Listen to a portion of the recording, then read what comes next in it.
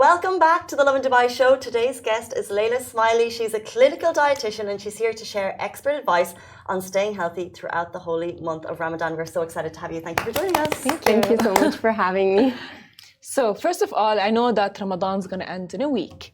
Yeah. But what are the top tips that you can give us to continue, I don't know, our healthy journey? Yeah, usually, you know, when we get to the last 10 days or week, it just gets harder because everyone's kind of drained, a bit of dehydrated, the energy is a bit less. So I kind of just say, listen to your body and kind of like start really trying to avoid like sugary drinks because that's just going to make you happy, less energetic. Try to pick up a bit of your workout routine again. Just before iftar or after iftar, try to sleep a bit more. So just to kind of, you know, give you a bit more energy through the last few days, because it's really hard, you know. And this year, I don't know, from patients and everyone, I feel like it's harder than every year, and I don't know what it is. It's the weather, or I don't know what it is.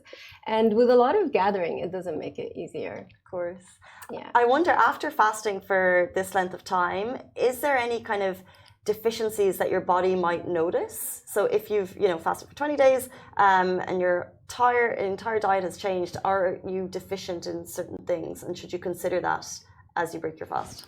You know what? Yeah, if you're not having the right amounts of food, obviously from all food groups, you're probably gonna get deficient, because a lot of people in Ramadan skip suhoor, so they're actually having like one meal maybe and a few snacks. You're eating less protein, so a lot of people lose muscle mass in Ramadan. A lot of people are iron deficient. They get iron deficient a bit because they don't eat as much red meats and iron, you know, rich foods, and so on. So yes, deficiencies do happen, and we do have to take them into consideration, especially in the young ones who are not really watching their whole diet. Mm-hmm. And we tend to eat more carbs in Ramadan, you know, so that also sometimes it's like, you know, empty calories like in sugar drinks and desserts and so forth. So yeah, we're not getting a full nutrient-rich diet as we do outside of Ramadan, because the window is not that big, right? Yeah, because we're breaking our fast around 6:30, and you know, if you're sleeping early, let's say, that's a few hours, so people don't tend to get hungry, and then you have suhoor, you can only eat so much, you know. But on the other hand, you have people who stay up all night and feast all night and then sleep during the day. I mean, so it really varies how you're doing it. So, of course, because it's Ramadan, so as you said, there are a lot of gatherings happening. And after gatherings, what happens is people have, let's say, the iftar, and then just like an hour later, a taif comes, the dessert comes, you know, a taif, knafi, and all of these things, they just like come, and it's like you're eating a lot, and it's a lot of sugar, right? But then it's like, it does not only fill you up, like you have like, let's say, like suhoor later on, and then you get like full, but then the next day it's like, oh yeah, you get really thirsty, and then people go like, oh yeah, you're thirsty because you had like sugary you know, like suhoor and sugary things. So what is like the right, because like a lot of people go like, if you actually have this for suhoor, and if you have this like after iftar and after so on, you are most likely not to get thirsty or hungry. Okay, I'll tell you what. The first thing that you want to do not to get thirsty is try to get your water intake between, you know, like iftar and suhoor. So you want to, whatever, 2 liters or 3 liters or whatever you need to drink, you need to drink that, okay? Now, for me, ideally, is having a dessert should be a few hours after iftar, like with a protein or, you know, like a snack then, because when you have your iftar, you are so full. So if you're having something right after, you're just, you know, your digestion won't be happy, and you're kind of expanding your stomach, right? So kind of leave it more as a snack with a protein, and then in the morning have your suhoor. But that's not ideal for everyone, right? Because of all the invitations and the gatherings and so forth. So I would kind of say, like, do it in moderation. So kind of like when, you know, with my clients, we go through a meal plan where we kind of incorporate everything with your calorie needs, right? So I don't tell anyone not to have any dessert. That would just be not realistic, right? So we have to incorporate, small amounts in moderation to kind of feel satisfied, but at the same time, according to your goals to fit into your meal plan. So interesting. So you create a meal plan for people specifically for Ramadan as well? Yes, so people, I do. So what are the steps involved to creating that? Okay, so we would start off as suhoor. So you'd have a protein and fiber-rich meal for suhoor, to kind of keep you up for a few hours, which would have like legumes, yogurt, oats, eggs, it would be really rich in protein and fiber with a fruit or, something like that. And would have water, of course, at that meal. And then when it comes to iftar, some people like to break it up, some people like to have it at once. So we can either do it both ways, but it would be like, a set thing where you would have your date. So we would have a choice of dates. And then you would have your whatever samosas you're gonna have. So I always tell my patients that if you're gonna have it fried, have half the portion. If it's baked, you can have the full portion that's there. You'd have your soup, your salad, and then main course, which is what everyone would have. But when you kind of incorporate it into certain amounts and it fits into your calorie balance, then you know how much to eat and how much you're allowed. So you're more on track during Ramadan. And then we have a snack later on, which can be healthy if you're home, like fruits and nuts and all that. And then if you're invited, you can pick a few things that you like in terms of desserts. But I never say no to desserts because I know it, in Ramadan, everyone's going to have it. So I might as well put it in moderation on the menu. Sure. Yeah. That for sure is a thing. I mean, atayif is you can never say no to atayif. Yeah, it's really hard, especially when you're fasting all day, your body kind of craves sugar. So, you want to have it within a good portion. And the other thing too about hydration that you guys were asking me, so it's very important to avoid processed foods, high sodium foods for suhoor especially, so you don't get thirsty all day.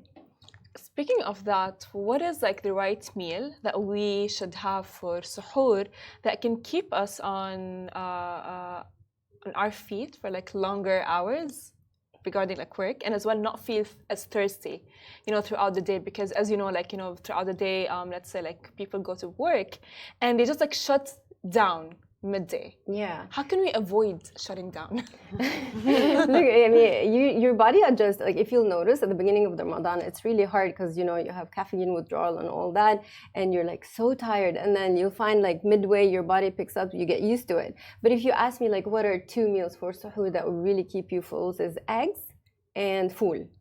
Fava beans, they really make you full for quite a bit of time. So you'll feel satisfied, and not hungry for a while. So those 2 things, I feel they sit in there. Yeah, especially eggs, because it's quite high in protein. It has some fat, so it's done healthy way, a good omelet. It really keeps you going for a while. There's so much into it. So it's if people want to kind of maintain a healthy weight, is there anything there on that? Because I think some people are concerned that they lose weight, some people are concerned that they overeat. What's the kind of the stable approach? Stable approach would be kind of to continue what you've been doing. So if you were working out, you would continue to work out, and you've kind of if you usually take 3 meals outside of Ramadan, your suhoor becomes your breakfast. If you just want to do the easy way, your suhoor becomes your breakfast, and then your other 2 meals would be either grouped into iftar and then the snacks into the snack after, or just kind of in 2 meals. Because some people can't eat so much at iftar, so they break it up into 2 meals. The majority gains weight in Ramadan nowadays. But a lot of people do take advantage, honestly. And because if you take advantage of it and you detox a little bit, kind of watch what you're eating, because you're already fasting. So it's really just controlling in those non-fasting hours. So it makes it a bit easier. Mm-hmm. To those that are so used to coffee, what is the one tip that you can, I would say, give them to just I would say pick up without coffee, other than getting used to? Because for example, for me, I would either have tea in the morning or something like that, but now that I'm fasting during Ramadan, I'm ugh. It's hard. I mean, getting enough sleep, funny enough, is the number one thing to kind of not make you feel so tired. And before Ramadan, if you kind of wave yourself off slowly in the last week off caffeine, you won't have that feeling.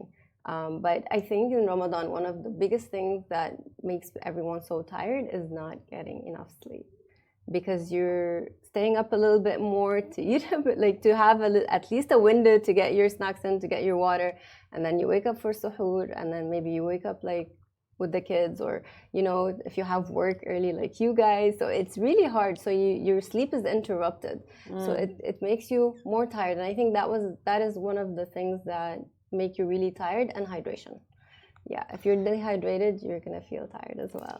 Speaking of hydration, the couple of iftar I've been at, once you arrive, there's always the most beautiful mix of interestingly colored drinks. So maybe not like a Vimto, but they're always at iftar. There's like a dark orange and a bright red and a deep beetroot color. But when you taste them, they're specifically quite sugary. Yeah. So what are your thoughts in approaching the drink strand at iftar? When I see that, should I just go straight for a water, or can I take a juice? I would skip all that because they are empty calories. They're just sugar calories. They're gonna make your blood sugar spike up and then and then go back down, and then you're gonna feel hungry and crave more sugar, and then you're gonna go for more.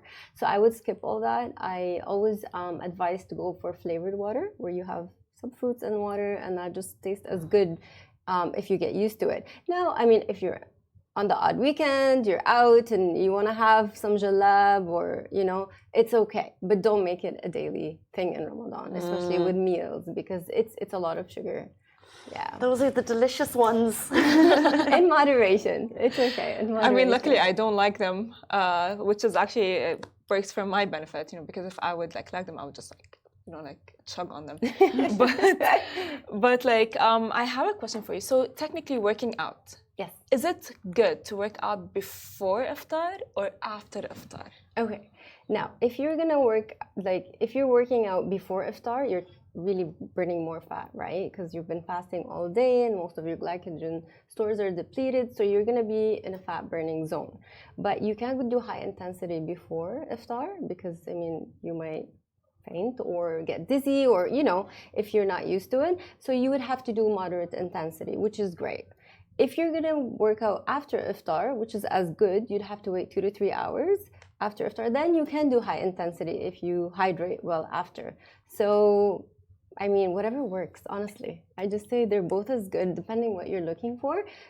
But just keep a workout routine, even if it's 2 to 3 times a week, because we tend to lose a bit of muscle mass in Ramadan. So it helps you maintain your muscle mass if you keep your workout routine. It sounds like the overall summary is just everything needs to be conscious. So make a conscious effort to move, make a conscious effort to watch what you eat, because I think if you're super hungry, you just go all in and then you probably regret it later. As we come to the end of the show, do you have a final word of advice for people coming into the last week? As you said, it's difficult, but just a final word of advice for people fasting during the Holy Month. I would say just, hang in there. Try to pull through this week. And if you have been off track or you haven't been doing great, just try to come back and, try to come back on track. Even if it is the last week, it's not late, try to get more sleep, try to walk more, whatever activity you can, and try to avoid fried foods and sugary drinks. Just what we say for the first, or the whole part of it. But in the last stretch, you needed a bit more to get the energy going. So true. Okay, a huge thank you to Leila for joining us on the show today. Thank you, Farah, for joining us. The Lovin Dubai show is back with you live tomorrow morning from 8:30 a.m. Bye-bye.